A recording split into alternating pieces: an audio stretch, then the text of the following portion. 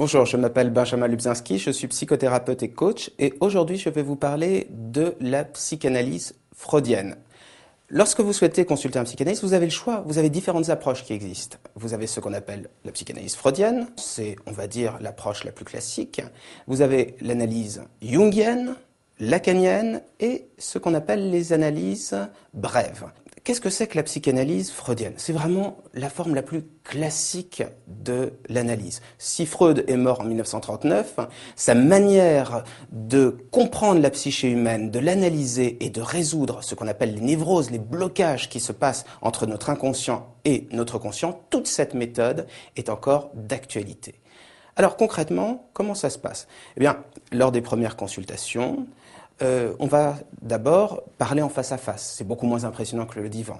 Ensuite, vous allez pouvoir vous allonger sur le divan et parler en association libre de votre passé. Qu'est-ce que c'est que l'association libre? C'est simplement de laisser sa conscience flotter et de parler librement de son passé, de ce qu'on ressent. Et ce faisant, on suit les voies de l'inconscient et on se révèle à soi-même. Ça permet de mieux comprendre son enfance, mieux comprendre l'origine de sa psyché et donc de mettre en place à terme, parce que la psychanalyse freudienne peut durer très longtemps, ça peut durer entre 1 an à même, parfois on a vu 10 ou 15 ans, ça permet au bout d'un certain moment de mettre en place des changements.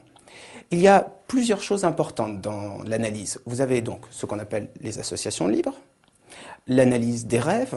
Freud disait que les rêves étaient la voie royale d'accès à l'inconscient. Vous avez également l'analyse de ce qu'on appelle les actes manqués. Qu'est-ce que c'est qu'un acte manqué? On a envie de faire quelque chose et puis, tiens, bizarrement, on fait exactement le contraire. Eh bien, ça traduit finalement la manière dont l'inconscient s'exprime au travers de nos comportements. Et puis ensuite, c'est très connu, ce qu'on appelle les lapsus. C'est-à-dire, si à un moment vous dites un mot à la place de l'autre, bien souvent il est révélateur de ce que, au fond, vous ressentez et au fond vous pensez. Une fois que vous avez bien compris votre passé, une fois que vous l'avez bien analysé, il se passe ce qu'on appelle la catharsis, c'est-à-dire que la révélation des secrets de notre inconscient permet de mettre en place des changements globaux.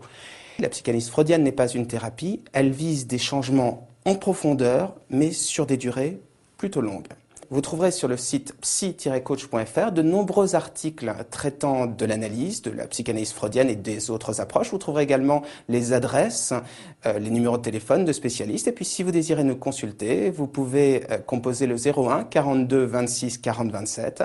D'ici là, je vous souhaite une très très bonne continuation et je vous remercie de m'avoir écouté.